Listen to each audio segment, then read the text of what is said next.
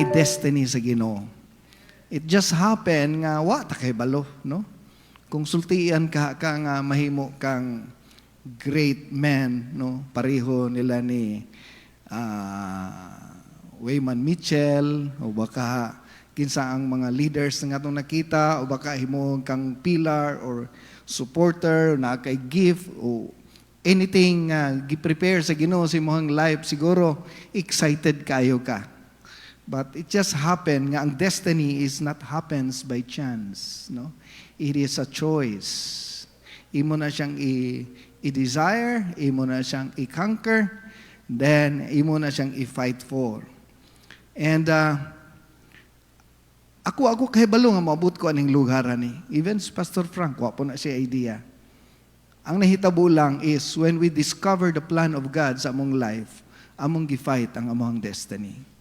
Si Brother Clifford, sa akong pagka-remember, pag abot niya diri sa church, no? Taas pa yung buhok, guwapa pa kayo siya, no? Naingon po kung anong, gi-altar call man naglalaki na ni Brother Samuel ng babae diha, no? Wa ako kahibalo, salamat karon, no? Nga na-change na iyang life. Palakpakan na to ang Ginoo. Hallelujah.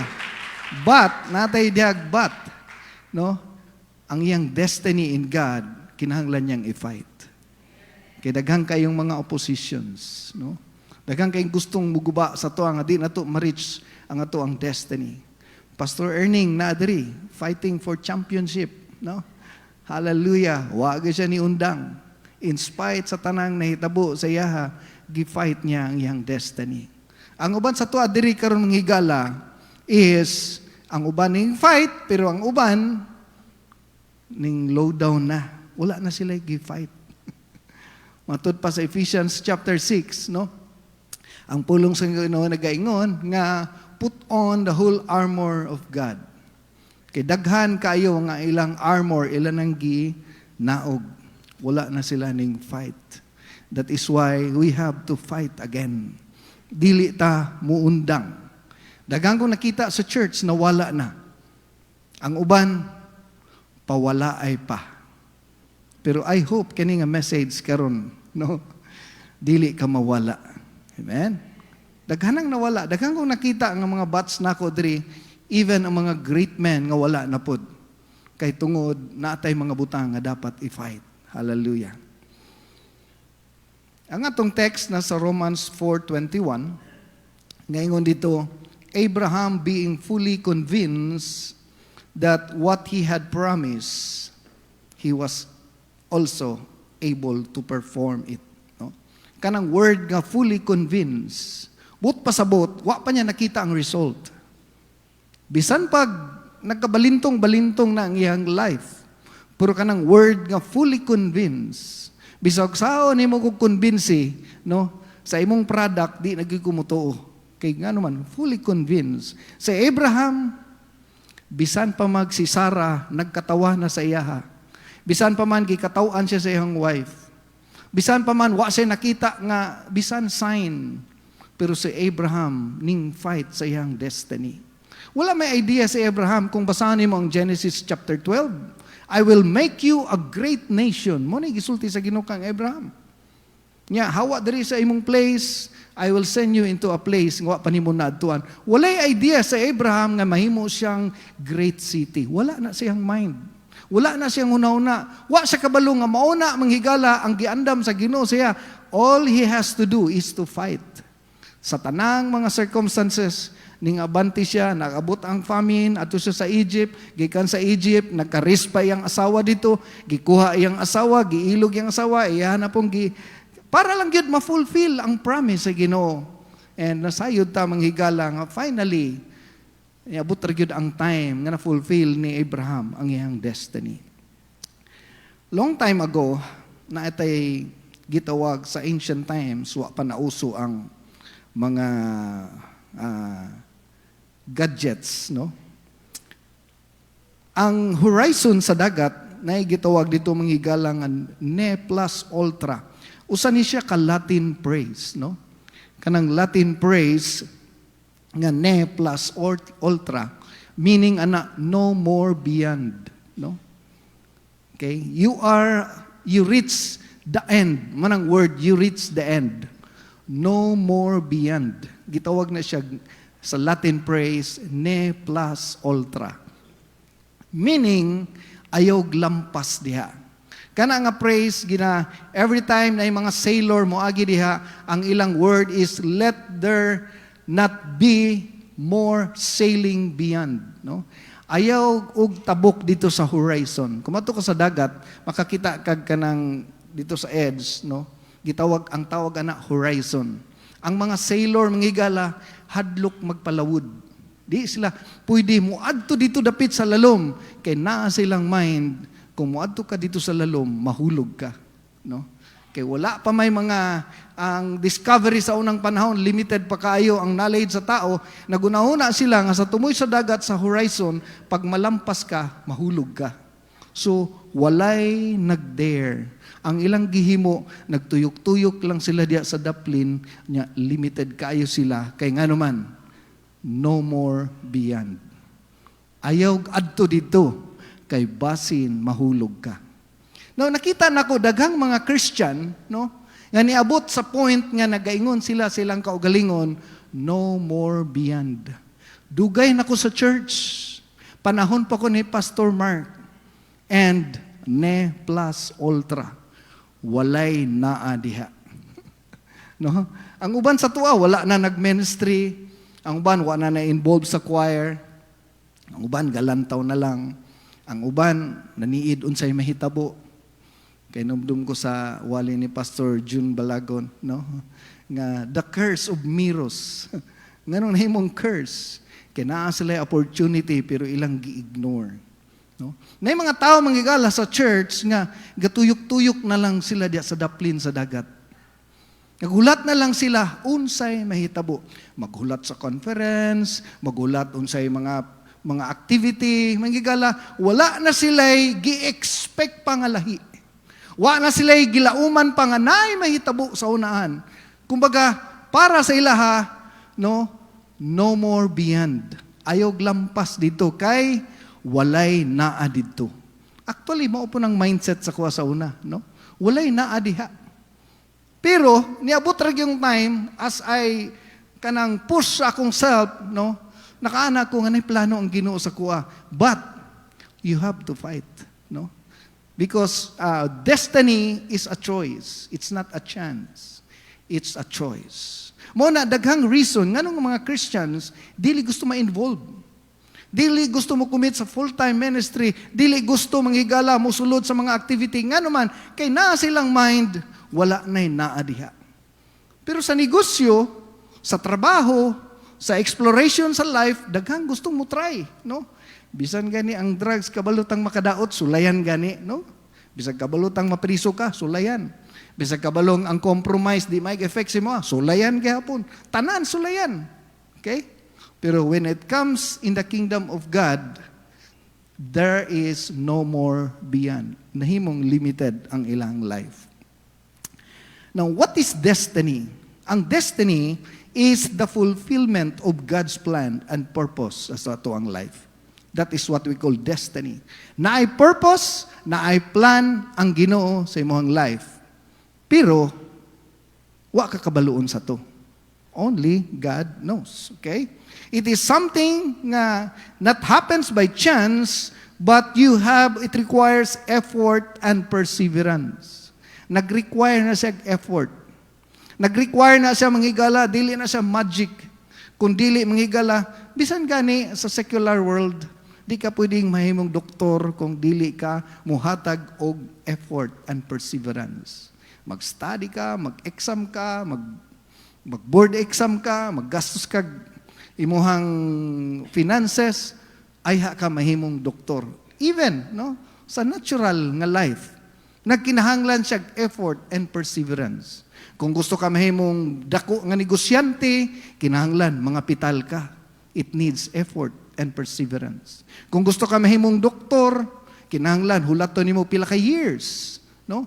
Everything nga imong ma-attain sa kingdom of God og diri sa kalibutan, the same. It needs effort and perseverance. Okay? Ang problem is daghang makababag usahay. No? Sa negosyo, ang uban hadlok mga pital. Kay basin, no? Basin malugi. Ang uban mahadlok mahigala, musulod, mo explore og dugang pang mga branches kay dili siya ka-sure. So, kung imong apply sa gangharian sa Dios, the same.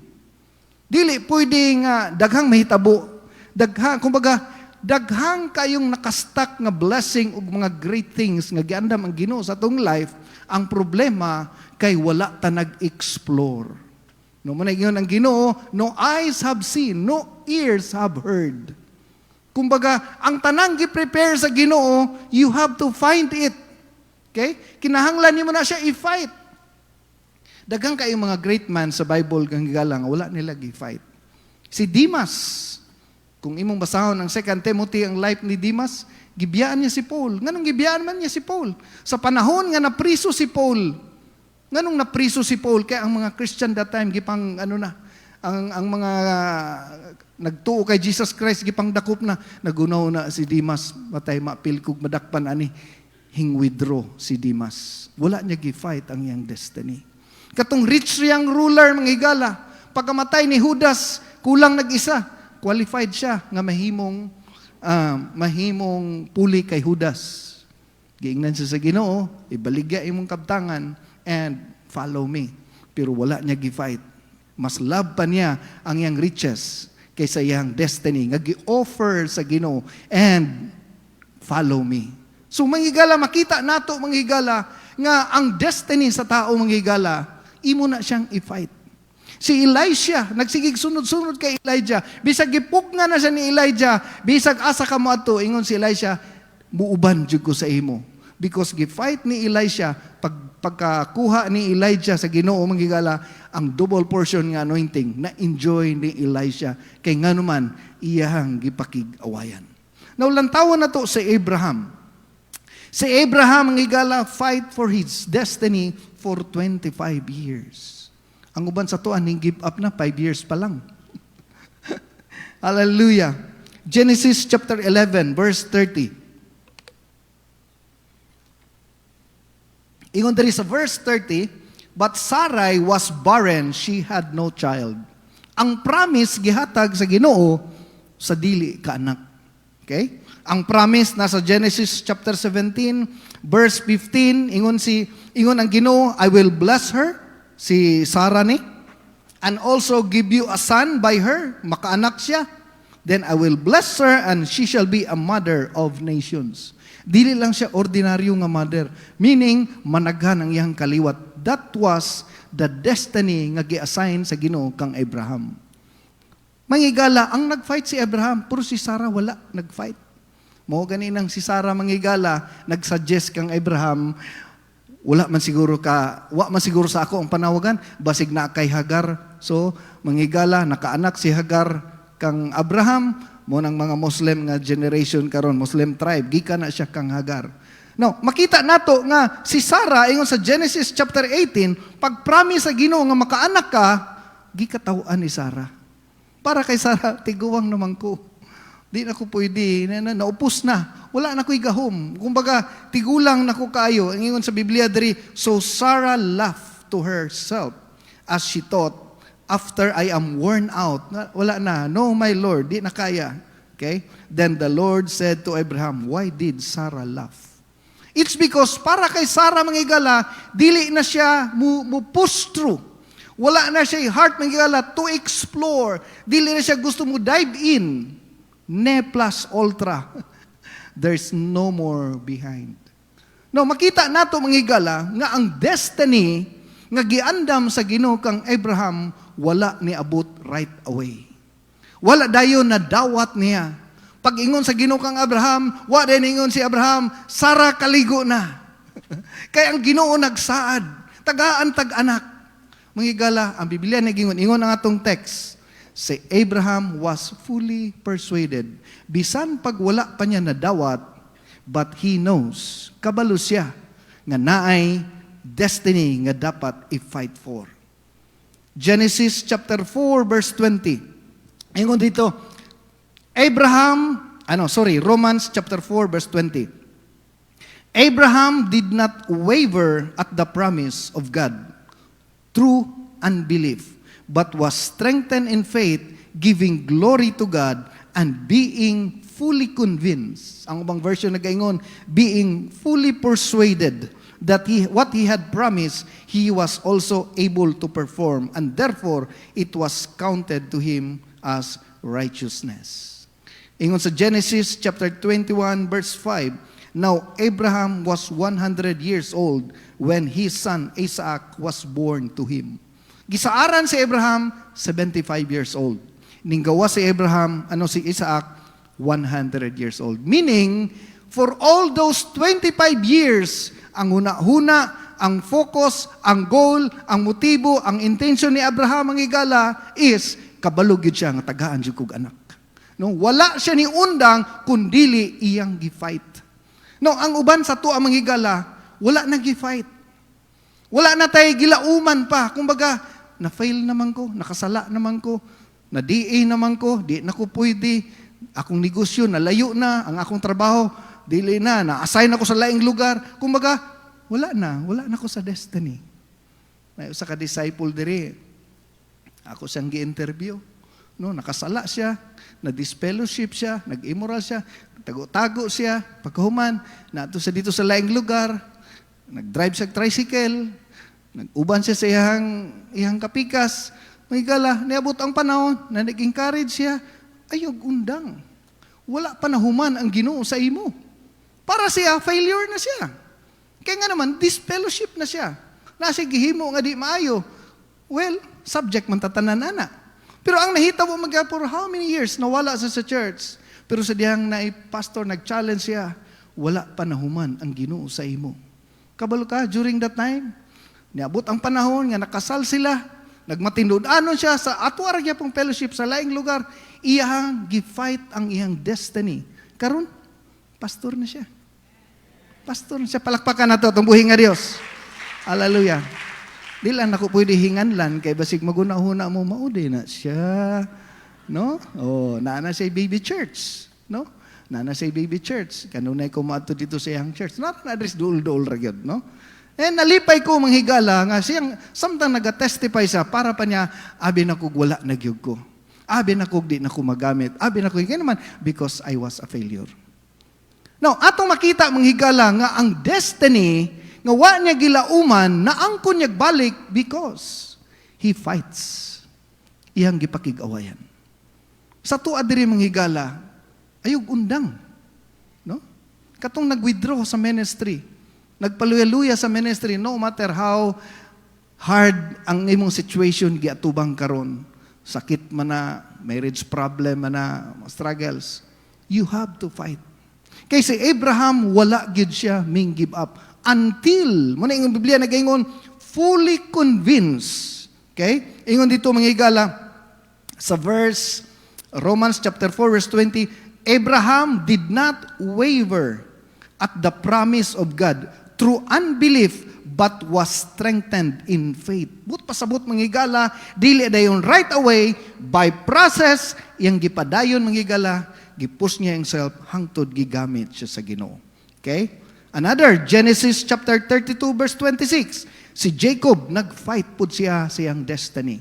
Manghigala, napakita kog mga background sa Bible, nga naay mga tao manghigala, nga binato, wala na sila. Kay ang life ni Jacob was a threat. No? Naanay threat sa iyang life, patyon siya sa iyang igsuon, gipalayas siya sa iyang mama, dayon nawala na siya sa pamilya, ang iyang mga properties, layo na kayo, pero niabot ang panahon manghigala, even to the point, mangilad na lang gud siya. Nganong mangilad siya?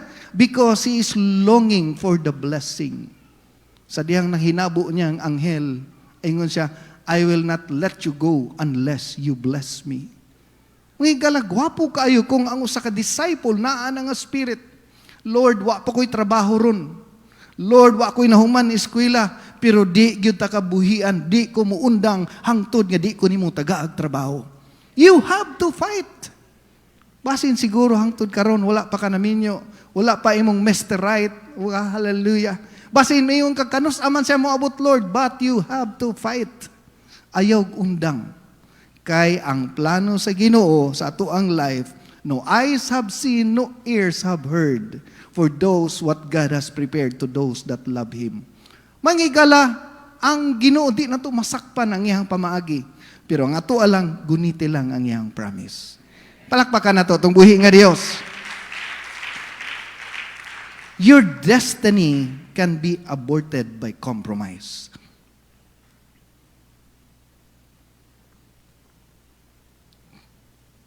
Ang atong destiny pwedeng ma-abort. Okay? By compromise. Now, akong gi-share ganina mga higala, ang mga tao nga nakig-away silang destiny. Now, derita mga higala, basin, maunang ang imong destiny karon na abort. No? Sa 1 Samuel chapter 15, na story diri ni King Saul, nga si King Saul manghigala gi-rise up sa Ginoo. Murag kita pod, no? Ako gi-rise up ra man ko sa Ginoo diri. Mas taas pa kog time sa ako ang pastor kaysa akong pamilya. No? Naabot ko diri manghigala estudyante pa, no? Second year college, murag wa pa may mga buot diri. Okay? Pero diri ra may gi-increase sa Ginoo. Diri ra may nakakitag asawa, diri may nakakitag maayo nga trabaho, o diri pod na bag-o ang among kinabuhi. Now, ang word sa Ginoo diri sa 1 Samuel 15 verse 17, so Samuel said, "When you were little in your own eyes, were you not head of the tribes of Israel?" Kay si King Saul manghigala ordinaryong tao, pero gipili siya nga mahimong hari. Dili chance, accident ang pagkahari ni King Saul. Si King Saul was also appointed by God. No? Masig nagunaw nata si David lang, no?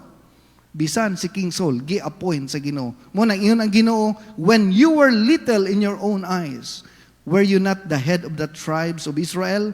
And did the Lord anointed you king over Israel? Meaning, katong gamay pa ka, gi-prepare ta ka, ako'y nag-rise up sa imo, karon hari ka na. It's because this time, ning dako ang ulo ni King Saul. Munang problem usahay, no? Two things ma-change ang tao, no? The patience when you have nothing and your attitude when you have something. Karon nga kuyaw na ka, no? Naa kay power, naa kay kingdom, pero ang nahitabo nag-compromise. Okay? Ingon dito sa verse 19, ang instruction sa verse 18, patyon tanan ang mga kaaway, walay ibilin, Amalekites tanan, kinahanglan hutdon, way bin hasta hayop. Because during those times, no, ang ilang Ginoo si Molek, ang mga bata gipang offer kang Molek, ang mga hayop gipang dedicate kang Molek, mo ingon ang Ginoo, walay ibilin, patyon tanan, pero wala naminaw si King Saul. Ingon dito sa verse 19, "Why then did you not obey the voice of the Lord? Why did you swoop down to the spoil and do evil in the sight of the Lord?" Muna ingon si kang King Saul, "Behold, to obey is better than sacrifice. Because you have rejected the word of the Lord, He also has rejected you from being king." Kanilang destiny nag-iandam sa Ginoo sa atong life. Kung dili nimo na i-fight, pwede din ang kuhaon sa Ginoo. Pwede na nga dili nimo ma-attain. Pwede nga dili nimo ma-experience ang mga great things nga gi-prepare sa Ginoo sa imong life kung imo nang ibaliwala by compromise. Now, kaning compromise, isa katiil sa kalibutan, isa katiil sa Ginoo. Og dinhi daghang mga great men in the Bible nga naglive sila sa compromise. Meaning, gwapo sila sa tubangan, pero sa likod, nag-compromise. Basin ang uban sa to adri, gataya pag swertres, no? Basin ang uban sa to adri, magtilaw-tilaw pag mga bisyo. Ang uban muinom pa, ang uban manigarilyo pa, ang uban mudrugs pa, ang uban manghigala, manikas pa, ang uban mamakak pa, no? Sa mga batanon, sultian ta ka, bisan ang imong gamayng bakak, bisan bakak lang na, your destiny can be aborted. Okay? Psalms chapter 5 verse 6, no? Laglagon sa Ginoo ang tanang bakakon. Revelation 21:8, na ay special room ang bakakon sa gingharian sa Dios. Even pagpamakak, it's a form of compromise in the eyes of God. Okay? So, ato makita manghigala nga imong destiny, kung dili nimo na i-preserve, dili mo na i-keep, it can be aborted. Matthew 6:33, seek ye first the kingdom of God and His righteousness. Imagine, ang righteousness imong isik. No? Dili lang ang blessing, dili lang ang kingdom of God, apil ang righteousness, imong isik. Unahon nimo ang righteousness because your destiny can be aborted. Kanang gagmayng butang, hinay-hinay na siya, pero nagkakutkot na, nga di mo maabot ang imong destiny. Ingna na ang yawa, hinay-hinay lang niya gikuha. No? Ang ubuan sa ato adri, mga batanon, no? Bisan dili batanon, bisan minyo, no? Naanay addiction sa pornography. No? Pornography is a form of compromise. Ang imong destiny, di na nimo ma-reach, di na nimo maabot, kay nga naman, ang addiction, ang hatak sa kalibutan, manghigala, hinay-hinay, nag-sway palayo sa panawagan sa Ginoo sa imong life. Sultian ta ka, compromise, dako kay siyang babag sa imong destiny, diha sa Ginoo. Kumusakay kag sakyanan, na mga gauge diha, no? Speedometer, gasoline, oil, tanan, na mga indication. Akong motor tong niaging adlaw na nag-indicate na dito nga for change oil na. Nganong nagsinyas man sa change oil na, kay kinahanglan na siya i-change oil, otherwise mag-overheat. So the other day lang, ako nang gipa-change oil. Nganong nagpa-change oil ko?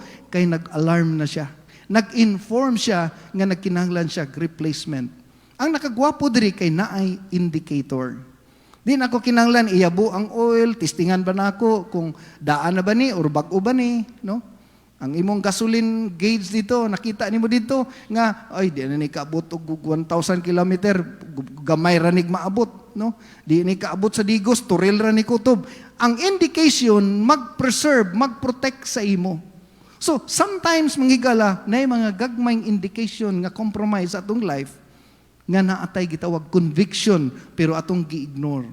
Kung dili nimo na i-change oil, basin mas dako og damage sa imong future. Karon pa lang daan, no? Karon pa lang daan na mga indicator. Pag ikaw gani maabtan nagkadlawon, magsigig chat-chat ang mga tao nga dili taga church, nga wa mo kaila.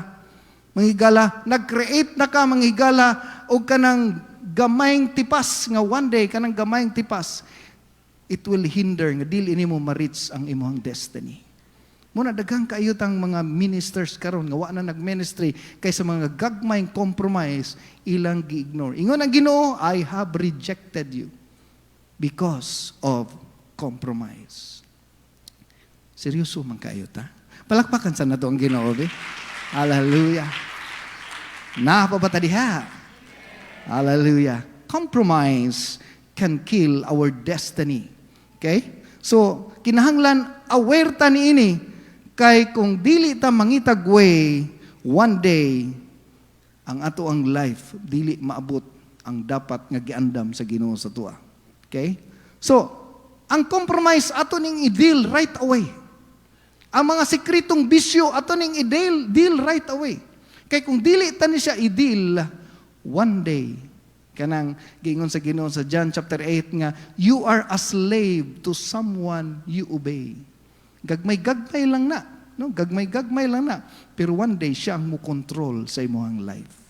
I hope manghigala nga as a Christian, basin mo ni hinungdan nganong ne plus ultra. Nganong di na ta mo go beyond. Nganong di na ta gusto mo explore kay wala na to gi-fight ang ato ang destiny. Murag wala lang, attend lang ko this church. Diha ka, ang imong kinabuhi, gabangka-bangka lang diha. Nya mahadlok ka mo tabok, kay walay naa dito. Abi ninyo ka nang mo-appeal kag choir, may kag, ay, lami kay tulog Domingo sa hapon, wala may naa diha. Okay? Ne plus ultra. There's no more behind. There's no more beyond. So, atong makita, manghigala, nga di nimo ma-enjoy ang blessing sa Ginoo. Lack of accountability. Ikaduhang butang atong lantawon kaning word nga murabag wala kay accountability diri sa church. Way mangita sa imo, way maningil sa imo, way mangutana sa imo ha. Wala. Okay? So, ang lack of accountability manghigala isa ni siya sa kabutang nga dili ta makaabot sa atong destiny. Now, sa Matthew chapter 25, na parable of the talents diri. Nga, bag-o lang nako ni discover, samtang nagatuon ko aning verse, nga kanida yung talents, manghigala nga gihatag sa Ginoo, dili din ni siya talents nga patas lang, tanan gitagaan. No, ikaw, gwapo kag tingog, ikaw, dili ka gwapo kag tingog, pareha mo gitaga. No. Kung imong sabton manghigala, ingon diri sa verse 14, the kingdom of heaven is like. Gi-compare ang operational, ang flow sa Ginoo sa church, sa atong pagpangalagad sa Ginoo, pareha ni ining parable of the talents. Remember nga ang talents is currency, no? Dili ni siya talent nga talented kag gwapo kag tingog. Sa Amerika, dollar. Sa Pilipinas, peso. Sa ilahang time, talent. Okay? Talent ang term. Ato lang gi-apply sa ato ang mga talent nga hawd ka mo gitara nya wa nimo gipagamit no dili na mao ang meaning. Ang meaning ana nga talent is currency. Kay ang highlights diri naa diri sa verse 15. And to one he gave 5 talents, to another 2 talents, to another 1, to each according to his own ability. Now, kung imong sabton manghigala diri sa verse 14, ingon diri who called his own servants, meaning kaila na siya. Kabalo na siya kinsa to, iyang gitagaan. Dili ni siya laing tao, dili ni kay bisag kinsa lay gibinlan, kundi nailhan na niya iyahang trabahante. Trabahante niya ni, ingon diri who called his own servants, dati nang gatrabaho sa iya, unya kaning mga trabahante nato naaman diri sa iyo moabot. Nay trabahante nato nga sige kalit, natay trabahante nga sige katulog, natay trabahante nga kusog mo kaon, naputay trabahantoy bisag wa nay sweldo mo trabaho gyud. So meaning manghigala nga kaning mga tulo ka tawo nga gipili sa Ginoo according sa iyang pagkaila kinsa siya. Inana pud ay sa Ginoo. Ingon diri sa verse 15, according to his own ability, and immediately he went on to a journey. So kani kay kugihan man ka, bisag kadlawon mo trabaho ka, bisag wa ka sweldo mo trabaho ka, tagaan ta kag 5 talents. So, maoy iyang kapasidad kay siya ang masaligan sa Ginoo. Kaning duha ka talent, kani kay magsige minig panghugas og plato, sige, bisag wa nating trabaho, mo limpyo gyapon ka, tagaan ta kag 2 talents. Nya kaning isa kay sige ka late, sige pa gyud katulog, di ta ka pwede tagaag 5 talents, basig mahurot nimo ni. Itagaan siya 1 talent. Inana ding application ani. Dili dehini nga patas ang tanan. Kung dili, kung kinsa ka karon. Ang uban sa tuwa diri tapulan. Ang uban sa tuwa diri di masugo. Pero nay uban diri mangala bisay wa galantaw magampo. According sa pagkaila sa Ginoo sa imo naay gina-entrust ang Ginoo sa imo And that connects your destiny. No? Wa ka kahibalo one day i-raise up ka sa Ginoo. Ang uban diri hawd og mathematics, ang uban diri hawd kayo mo calculate og income, ang uban hawd kayo mag-inventory. Grabe manghigala according sa pagkaila sa Ginoo sa imuha, iyan ang gipiyal. So pag abot na to diri sa church, nay gipang entrust ang Ginoo sa tuwa nga mga ministry. Hallelujah. Now, pag abot sa time naningil na ang Ginoo, ning account na ang Ginoo. Ingon sa diri sa verse 18 sa Matthew 25. But the one who received 1 went and dug into the ground. He hid his Lord's money. Ingon ang Ginoo, isa na lang ganito akong gibilin sa imo, gitulog-tulugan pagyud nimo. Nasuko ang Ginoo kay man. Musugot gud ang Ginoo bisag interest na lang sa bangko. Okay? So, ingon diri sa 28, so take the talent from him and give it to him who has 10 talents. For everyone who has more will be given and will have abundance, but from him who does not have, even what he has will be taken away. Now, gipakita diri manghigala nga kita day karon samtang wa pa ning abot, wa pa ning balik ang Ginoo, na siya gipanghatag kapital sa tua according siyang pagkaila sa imo. It's up to you how you fight for it. It's up to you unsaon nimo na pag-invest. Dili nimo na pasagdan kung dili magkugi ka. No, nay mga tao diri manghigala nga wa sila ni undang ginahatag og increase sa Ginoo. So, mo na siya nga laylahi ang gipiyal sa Ginoo sa tuwa.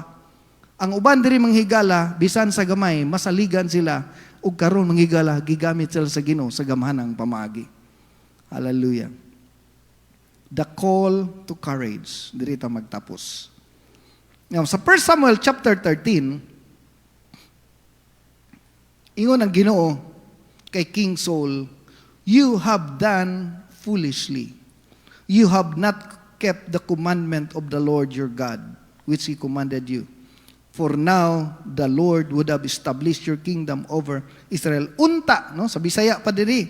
Kung nagmatindud-anon ka pa unta, nagpabilin ka unta ug ang imong mga sumusunod nga maghari sa Israel hangtod sa kahangturan. Kung unta nagmatindud-anon ka. Katong gamay nga gibilin sa Ginoo sa tuwa.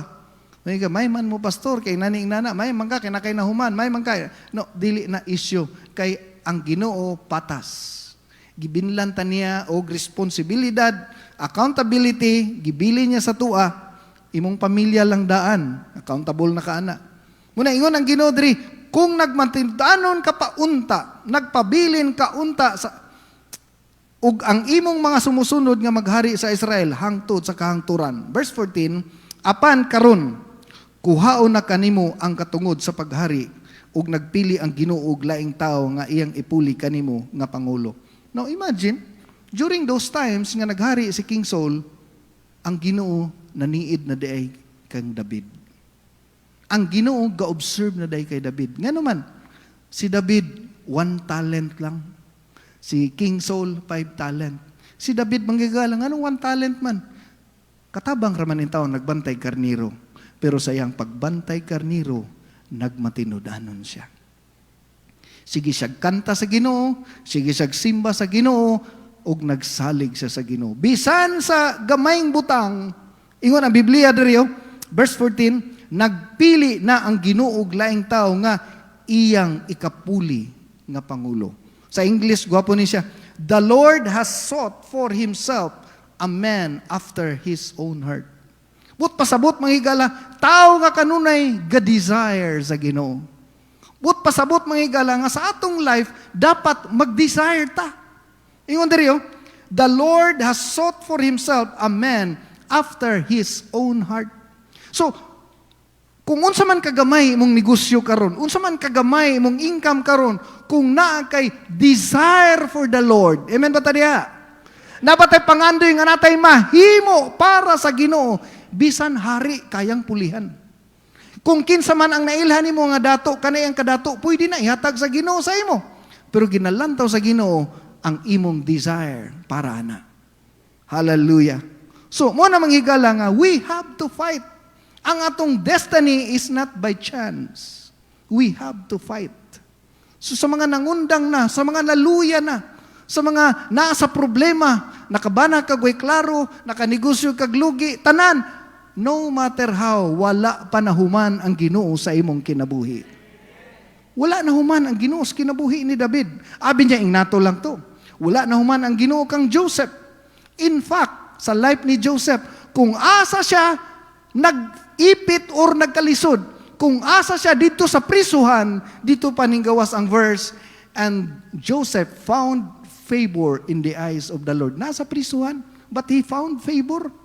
Pero katong iyang kinabuhi, gitagaan sa kotse ang papa, wa gyud iyang kinabuhi hayay pa, wa sa kagamit anang word, found favor in the eyes of the Lord. Kung kanusa na ipit ang kinabuhi ni Joseph, Joseph found favor in the eyes of the Lord. So makita nato mga igala nga kaning mga tao sa Bible nga atong gisgutan, wala sila miundang kundi ilang gi-fight ang promise sa Ginoo sa ilang life. So si David manghigala atong makita nga bisag gabantay sa karniro, nakit-an siya sa Dios. Lastly, si Juan Ponce de Leon, nakabalita siya. Okay? Ingon dito, bravery and perseverance take the courage to break the mind set of ne plus ultra. Okay? Para sa iya ha, nganong di man kita mo lawod diha? Sir, bawal daw sir. Ingon sa Department of ingon sa mga Coast Guard, di daw mo lawod dito kay delikado, mahulog mo. Mahulog yun mo. Pero ingon si Ponce de Leon, dili pwede nga mo take risk. Mo risk yun ta.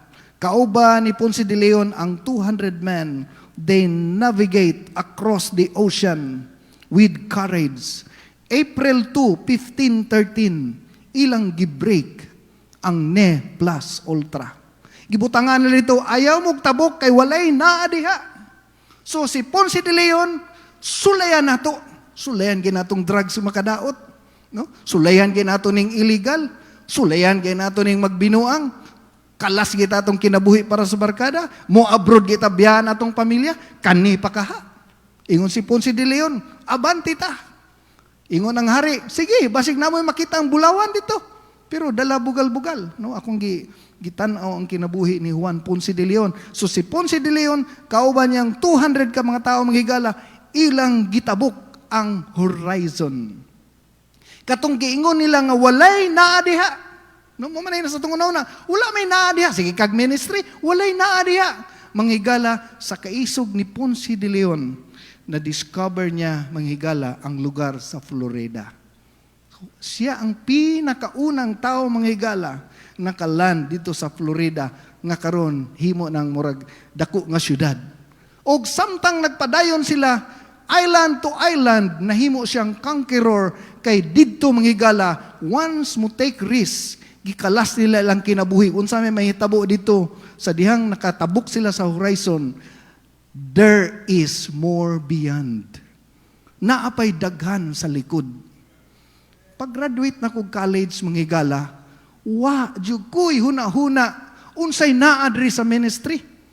Kay ug buto naon mas klaro akong income, nya napag yung mga balita na mag full-time ka, tanawa to, nagkaon na daw sila ka ng bulad. Marabag mga hadlok mi ba? Nya atong panahon na manghigala, Ginoo ko pila pa man kabuk baby church. Unya ang pinanses sa simbahan gatakilid pod kay gamay ra pud kaayo mi. Pero manghigala akong gisulayan. No? Akong gisulayan, samtang akong gisulayan manghigala, padayon lang ko unsa may naa diri. Hangtod niabot ang time manghigala dito ko sa Dipolog.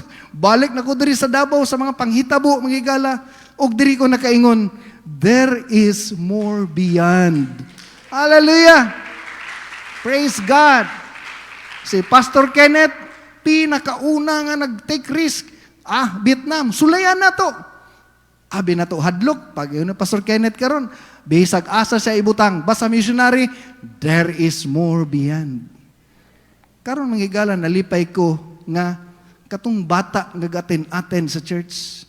Katong magsigilag katulog sa time nako pagpayiner sa Dipolog. Ang sige nako kasab-an, ang sigig bit-bit og battery, sigig bit-bit og trumpa. Wa ko'y laing kauban permanente siya ra.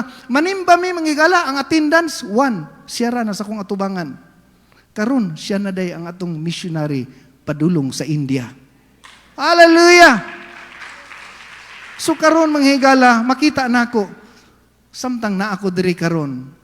Ne plus ultra, wala na because kung naata sa Ginoo, mo fight ta sa atong destiny, there is more beyond. Palakpakan nato. Tubuhin nga Dios.